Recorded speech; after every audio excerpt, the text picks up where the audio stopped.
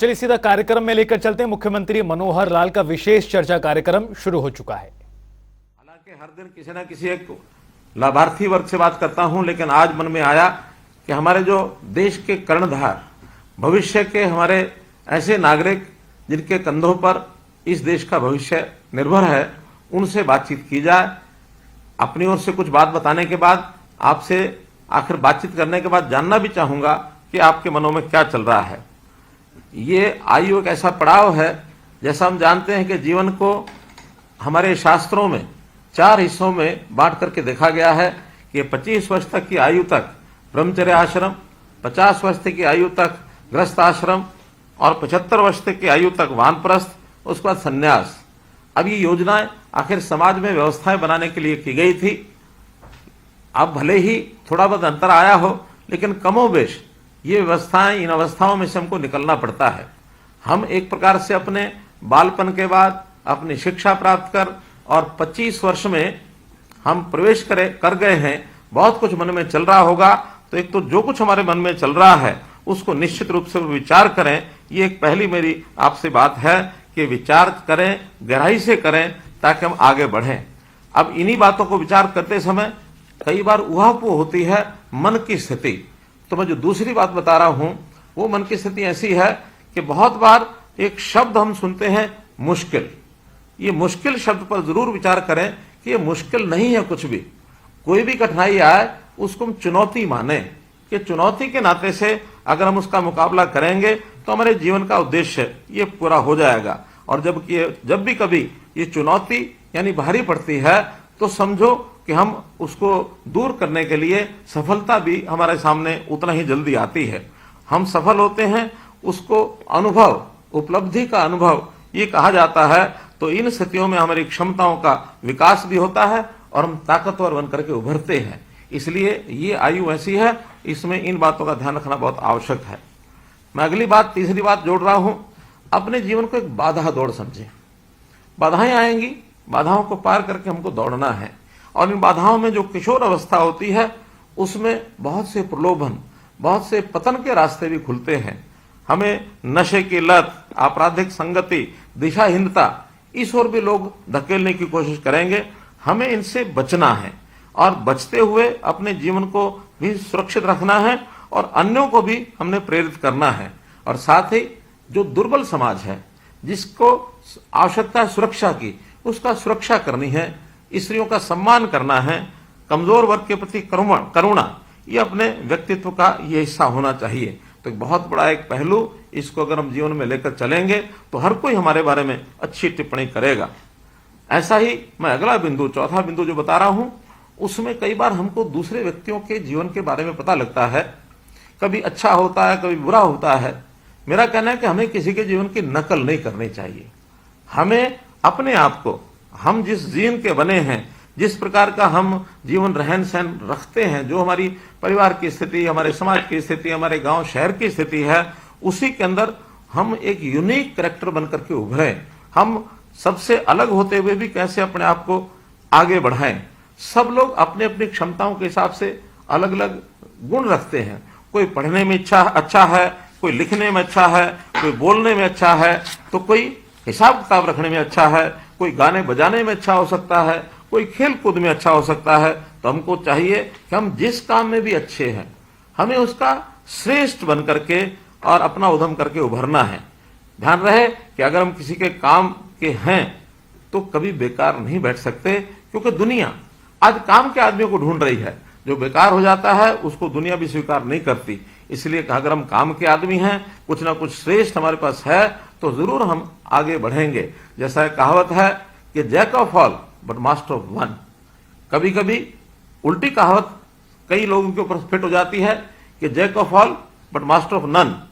हमको master of none नहीं बनना, हमको मास्टर ऑफ वन बनना है। यदि एक कोई चीज हमारे जीवन में उभर करके आती है तो निश्चित रूप से हमको बहुत वो आगे बढ़ाएगी। मित्रों, इसी प्रकार से अगर मैं 5वीं बात आपसे शेयर करना चाहता हूं तो वो है कि हमको टीम वर्क में काम करना चाहिए। कई बार अकेले आदमी बहुत कुछ कर सकता है, लेकिन दूसरों को साथ न ले जाने के कारण से जीवन में पीछे रह जाता है। हम अपने स्किल का पूर्ण लाभ तभी ले पाएंगे कि टीम के साथ मिलकर के हम काम करेंगे। मुझे याद है हम छोटे होते थे, एक खेल खेलते थे, कभी भी कोई कठिनाई काम अगर आती थी तो मिल करके जब करते थे तो एक नारा लगाते थे। नारा होता था, क्या 9 मत का 1 मत होगा? 9 लोग मिल करके बड़े से पत्थर को, बड़े से पहाड़ को उठाने की भी क्षमता रखते हैं, एक एक नहीं उठा सकते, 9 लोग मिल करके उसको उठा के और ऊपर उठा लेते थे। हमने कई बार बड़े बड़े काम करते हुए मजदूरों को देखा होगा, मजदूर मिल करके जोर लगाते हैं, नारा लगाते हैं, जोर लगाओ वहीं शाह, ताकि वो बड़े से बड़ा पत्थर, बड़े से बड़ा भारी वजन का कोई गाटर, ये सब उठा करके कहीं से कहीं लुढ़का के ले जाते हैं। तो इसलिए टीम का अपना एक महत्व होता है, तो हम अपने टीम के साथ चलेंगे तो जीवन में निश्चित रूप से हमको सफलता मिलेगी। मेरी ओर से आपके सामने रखने वाला जो छठा बिंदु है वो है कि हमारी सोच ये सकारात्मक होनी चाहिए, दिल में उमंग होनी चाहिए, मन में हमेशा उत्साह रहना चाहिए, निराशा कभी हमारे नजदीक न लगे। हो सकता है कभी कभी अपने काम में हमको वो सफलता नहीं मिल रही जो हम चाहते हैं, फिर भी निराशा को नजदीक न लगने दें। हम हरियाणा के लोग हैं, आखिर तो गीता की ये धरती है, भगवान कृष्ण का उपदेश है, तो गीता में हमेशा निराशा को दूर रखा गया है, आशावादी बनकर के ही हम जीते हैं। और गीता का तो संदेश है, जो हुआ सो अच्छा हुआ, जो हो रहा है सो अच्छा हो रहा, जो होगा सो अच्छा होगा। हाँ, कर्म की शर्त जरूर लगाई गई है, कर्म करना नहीं छोड़ना है, लेकिन निराश नहीं होना है। एक बहुत साधारण कहावत हरियाणा में बोली जाती है, क्या कि रोते हुए जाओगे मरे की खबर लाओगे। अर्थात कोई अस्पताल जा रहा है, किसी व्यक्ति को पूछने के लिए जा रहा है, रास्ते में कोई व्यक्ति मिल गया कि कहां जा रहे हो, अस्पताल जा रहे हैं, लेकिन चेहरा उतरा हुआ था, तो उस व्यक्ति ने कहा थोड़ा सा प्रसन्न होके जाओ, वरना रोते हुए जाओगे तो मरे की खबर लाओगे। तो ऐसा उत्साह देने के लिए भी ये कहावतें बनी हैं। हमेशा हम जो भी कुछ करना चाहते हैं अच्छा ही कर रहे हैं, अच्छा करने की ललक से हम काम कर रहे हैं, तो सकारात्मक सोच ही हमारी होनी चाहिए। और सकारात्मक सोच के लिए जरूरी है कि नित्य व्यायाम करें, योग करें, अपनी आदतें ठीक रखें, नई नई चीजों को भी सीखें, नई नई जगहों की यात्रा करें और इसी प्रकार से नए लोगों को भी मिलें।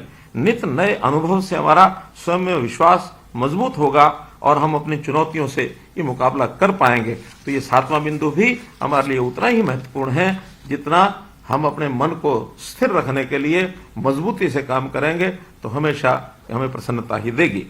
जैसा मैंने बताया कि हम भाग्य पर निर्भर हाथ पर रात रख करके नहीं बैठेंगे। 8वां बिंदु है कि कर्म जो है वही पूजा है। गीता में लिखा है 2 अध्याय 47वां श्लोक, क्या कर्मण्येवाधिकारस्ते मा फलेषु कदाचन। हम कर्म करने का हमको अधिकार है, कर्म करेंगे, लेकिन फल की चिंता नहीं करेंगे। फल ऐसा नहीं कि मिलता नहीं है, कर्म का फल मिलता है, लेकिन उसके लिए हम बिना ही काम किए या काम करने के बाद तुरंत उसकी चिंता करें कि फल कब मिलेगा, कब मिलेगा। निश्चित रूप से जो हमने कर्म किया है उसका फल समय पर अपने आप मिलेगा, ऐसा मेरा मानना है। मेरी ओर से 9वां बिंदु जो मैं आपके सामने रख रहा हूं वो ये है कि आखिर सरकार जनहित के बहुत कार्य करती है, युवा वर्ग के लिए भी कार्य करती है, तो निश्चित रूप से आप सरकार की नीतियां और कार्यक्रम उनकी भी जानकारी रखें और ये जानकारी का सदुपयोग आपको अपने लिए भी करना है, परिवार के लिए भी करना है, समाज के लिए भी करना है और राष्ट्र को आगे बढ़ाना है। प्रजातंत्र में विरोधियों का काम हमेशा आलोचना करना होता है। अखबारों के अंदर सरकार की आलोचना करना ये कुछ लोगों का अपना काम हो सकता है, लेकिन कभी किसी के ऊपर आलोचना का भरोसा किए बिना स्वयं को आजमाएं। कोई भी बात आप सुनते हैं तो उसको स्वयं आजमा कर देखें। अगर कोई चीज ठीक नहीं है तो हमें बताएं, चीज अच्छी है तो लोगों को बताएं। और मैं आपको विश्वास दिलाता हूं कि अगर कोई आप ऐसी बात हमको ध्यान कराएंगे कि जो ठीक नहीं लग रही है, उसको हम निश्चित रूप से समाज के हित में, प्रदेश के हित में, आप सबके हित में उसको हम ठीक करेंगे। मैं तो आपको आह्वान करता हूं कि हम सब मिलजुल करके प्रदेश को आगे ले जा सकते हैं, जहां सबके लिए सुख का रास्ता, आय है, रोजगार है, अथवा उसका शरीर, स्वास्थ्य, शिक्षा, स्वावलंबन, इन सब की चिंता हम लोग मिलकर के करेंगे। आपका हमको साथ चाहिए। 10वां बिंदु मित्रों, सोशल मीडिया। सोशल मीडिया हर तरह के लोग हैं। अब वो सोशल मीडिया हमारे लिए आजकल एक ज्ञान वृद्धि का साधन भी बन सकता है, सोशल मीडिया हमारे व्यवसाय का भी साधन बन सकता है। लेकिन सोशल मीडिया पर कुछ शरारती लोग अफरा तफरी फैलाने के लिए बहुत कुछ करने लगे हैं उनके बहकावे से भी हमको बचना है। टेक्नोलॉजी हमारे लिए वरदान बन जाए, अभिशाप नहीं। तो इस नाते से हम क्या सुनना है, कैसा उपयोग करना है, इसका जरूर ध्यान रखें। कई गवैये गीत गानों में मार फसाद, नशाखोरी, दादागिरी इसी का गुणगान करते हैं, और हमारे लिए कई बार वही बड़ा महत्वपूर्ण हो जाता है कि जैसे शायद हमको उसी की लाइन पर चलना, उसी को नकल करनी है उसकी, तो अपने रास्ते से हमको बिल्कुल भटकना नहीं है। अगला बिंदु यह है कि जैसे मानो टेक्नोलॉजी के नाते से हम सोशल मीडिया देखते हैं अथवा बहुत चीज देखते हैं, तो अश्लीलता भी बहुत उसमें आज परोसी जाती है।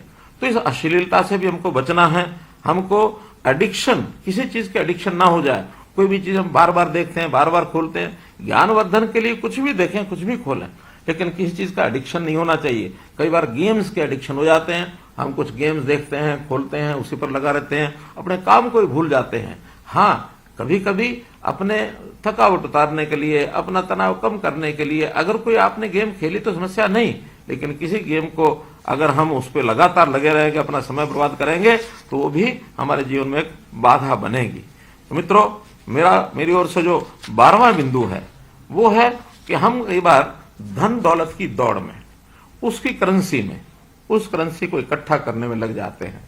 मेरा कहना है कि आप अगर इकट्ठा ही करना है तो 2 तरह की तरक्की की जो करेंसी है उसको हम इकट्ठा करें। जितना इस तरक्की की 2 करेंसी जो मैं बता रहा हूं उसको इकट्ठा करेंगे, जीवन में सफलता मिलेगी। पहला है परफॉर्मेंस करेंसी, कि हम कितना परफॉर्म करते हैं। उस परफॉर्मेंस को सब लोग याद भी रखेंगे, हमको भी इकट्ठा कर, हम अपनी उस करेंसी को इकट्ठा करके रखेंगे कि हमने इतना परफॉर्म किया, इतना काम।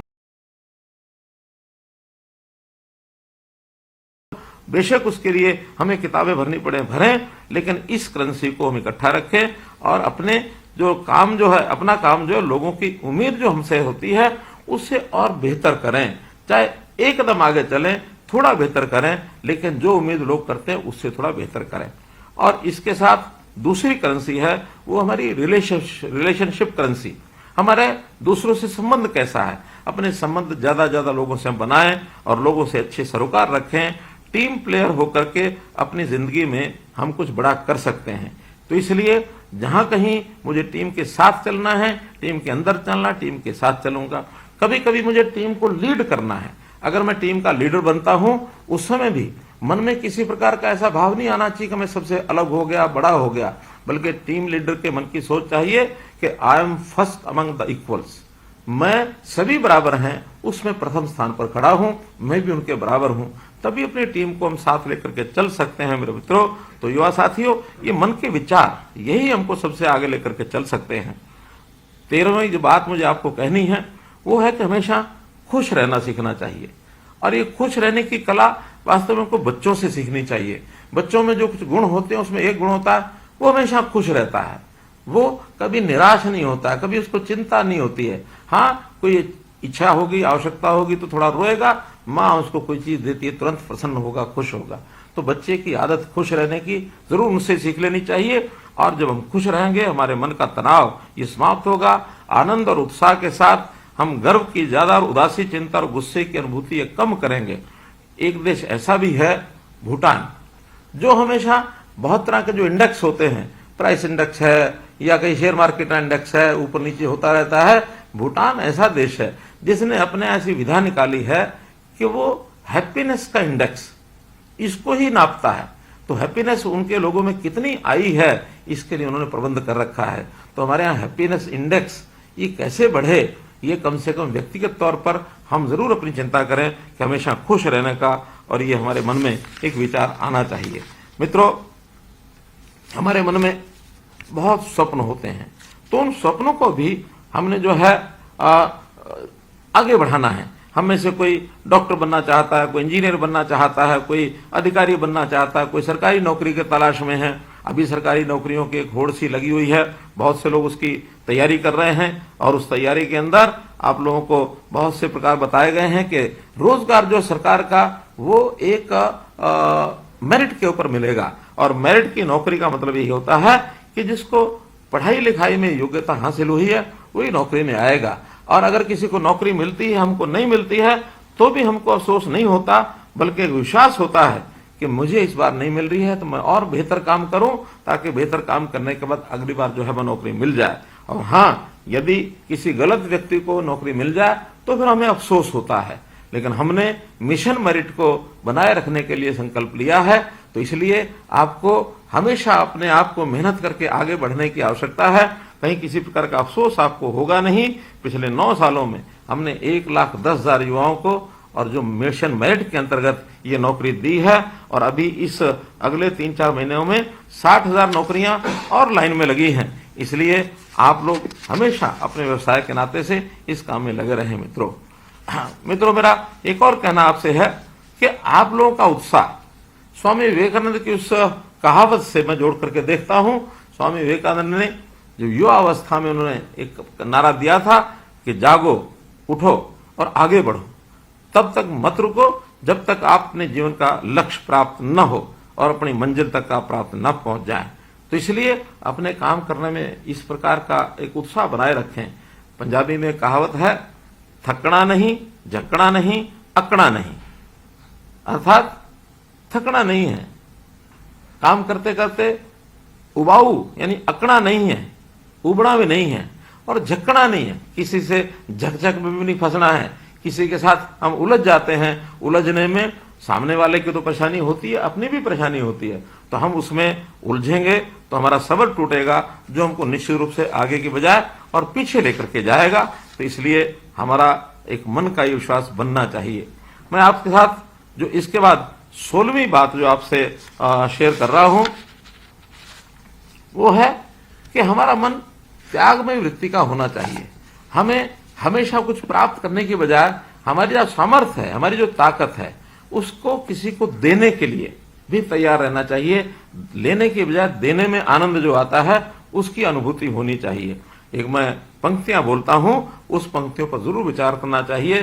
पंक्तियां हैं, एक व्यक्ति जो समर्पित भाव का होता है वो कैसे कहता है, तन समर्पित, मन समर्पित, धन समर्पित और ये जीवन समर्पित, चाहता हूं देश की धरती तुझे कुछ और भी दूं।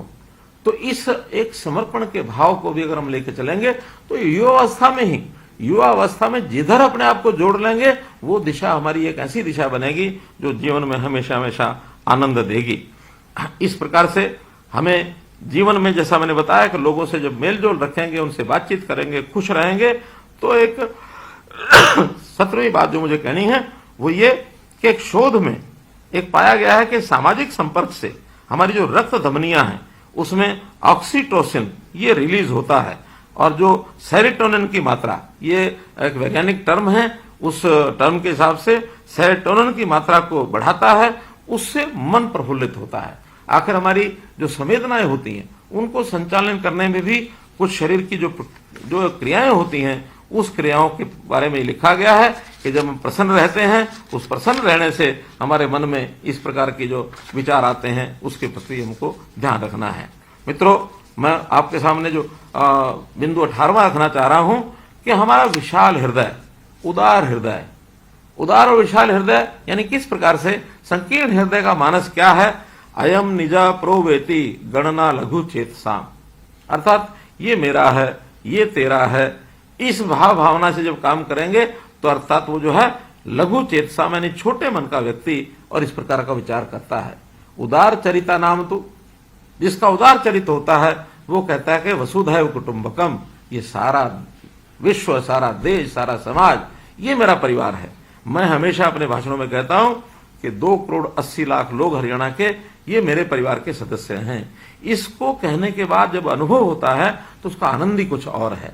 ठीक है, हमारा एक छोटा परिवार जिसमें माता पिता, भाई बहन, जो हमारे दादा दादी जो हमारे साथ रहते हैं वो एक परिवार होता है, लेकिन जैसा ही मन में विचार आएगा कि ये तो एक भाग है उसका, हमारा परिवार तो पूरा समाज मेरा परिवार है, इस भाव को हमारे देश की संस्कृति पहचान करती है।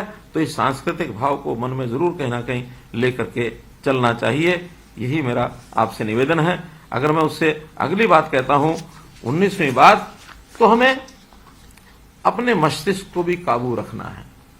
कई बार मस्तिष्क जब खाली होता है तो इधर उधर दौड़ता है, यानी काम खत्म होते ही दिमाग के कई भाग होते हैं, वो अलग अलग भाग वो अनियंत्रित होकर के आपस में बात करने लगते हैं और जब हम उनको व्यस्त नहीं रखेंगे तो आपस में जो बात करेंगे तो इसको माइंड्स डिफॉल्ट नेटवर्क कहते हैं। अगर ये बेलगाम छोड़ दिया गया तो बहुत कष्ट होता है, तरह तरह के उल्टे सीधे विचार मन में आते हैं और उन उल्टे सीधे विचारों को मन में लेते समय बहुत ही हमें कष्ट होता है। और अंतिम जो मैं आपसे 100 बात की एक बात अगर भी इसी बात कहूं तो वह है स्वयं पर विश्वास करें। अगर आपको स्वयं पर विश्वास है तो आपका कोई कुछ बिगाड़ नहीं सकता। आप अपनी सकारात्मकता ये बनाए रखें और जो हमारे पास उपलब्ध अवसर हैं उन अवसरों का लाभ उठा करके और एक जिम्मेवार नागरिक के नाते परिवार, समाज और राष्ट्र के उत्थान में अपना योगदान दें। जीवन का यही अपना उद्देश्य है। साथियों, अपने जीवन को बेहतर हम बनाएं, हमारा कल बेहतर बने। इसके लिए आप अगर हमें कोई सुझाव देना चाहते हैं तो निश्चित रूप से, चाहे आपका सुझाव शिक्षा के संबंध में हो, स्वास्थ्य के संबंध में हो, रोजगार के संबंध में हो, आय बढ़ाने के संबंध में हो, या समाज के सुख के लिए कोई भी हम काम कर सकते हैं, लोकहित का काम कर सकते हैं, तो मैं उनका स्वागत करूंगा और आपके इस दिए हुए सुझाव के ऊपर जितना भी संभव हो सकेगा उस काम को मैं आगे बढ़ाऊंगा। आपके जीवन को आगे आपने जैसे अगले चरण में 25 वर्ष का होते ही अगले चरण में आपने भाग लेना है। आप में से बहुत लोगों ने अपनी पढ़ाई समाप्त कर ली होगी, कुछ लोग हायर एजुकेशन में पढ़ते भी होंगे। तो आप जैसे जैसे आगे बढ़ेंगे वैसे वैसे आपको अवसर मिलेंगे। खास करके ये जो डिजिटल का जमाना है, इस डिजिटल युग में आपको बहुत सारे अवसर मिलने वाले हैं। बहुत से लोगों ने तो इस डिजिटल सिस्टम को ही अपने जीवन का अंग बना करके और छोटे लेवल से उठ करके और बहुत बड़े लेवल तक वो पहुंच गए हैं। तो हमारे इस डिजिटल युग का भी लाभ उठाएं और ये जो हमारा सोशल मीडिया है इसमें भी सावधानी में से पैर रखें। बाकी जो बातें मैंने आपको बताई हैं, मैं समझता हूँ एक एक बात का विचार करेंगे निश्चित रूप से जीवन, मुझे तो अपना ध्यान में है कि जब 24 वर्ष 25 वर्ष की मेरी आयु थी और ये सन 1978-79 की बात है, जीवन के पड़ाव के ऊपर बहुत परिवर्तन उस समय आए, बहुत से नए फैसले लिए और आज आपके सामने मैं इस रूप में आपके सामने अगर बैठा हूं तो ये सोच, ये दिमाग में बातें उसी समय आई थी जिसके कारण से आज यहाँ मैं बैठा हूं। आपने मेरी बात सुनी, आपका बहुत बहुत धन्यवाद, बहुत बहुत आभार। तो युवाओं से मुख्यमंत्री ने किया है संवाद और किस तरह से अपना अनुभव उन्होंने साझा किया, किस तरह से सही दिशा में आगे बढ़ते रहें और खुद का विकास करें, देश सोशल मीडिया पर समय बर्बाद ना करें। मुख्यमंत्री ने विशेष चर्चा में दरअसल 20 से ज्यादा बिंदुओं पर बातचीत करते हुए अपने जो अनुभव हैं वो साझा किए तमाम युवाओं के साथ। और सबसे महत्वपूर्ण जो बात उनकी अंत में रही वो यही है कि खुद पर विश्वास करें, स्वयं पर विश्वास हमेशा बनाए रखें, अपने समय को बर्बाद ना करें। खासतौर पर सोशल मीडिया पर युवाओं को जिम्मेदारी उठानी चाहिए। ये तमाम बातें मुख्यमंत्री मनोहर लाल ने विशेष चर्चा कार्यक्रम में कही हैं। फिलहाल वक्त हो चला एक छोटे से ब्रेक का। आप देखते रहिए जनता टीवी।